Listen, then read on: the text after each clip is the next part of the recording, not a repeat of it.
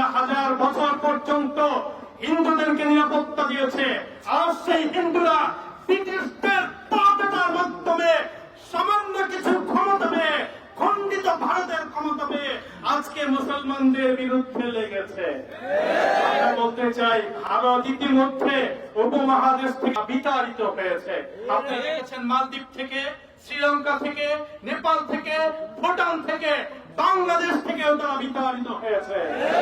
এখনো যদি ভারতীয়রা বিশ্বনবী, পৃথিবীর কোটি কোটি জনতার হৃদয় স্পন্দন বিশ্বনবীকে নিয়ে ব্যঙ্গোক্ত করবার মতো, কটূক্তি করবার মতো দুঃসাহস যদি ভারত দেখায়, আমরা বলতে চাই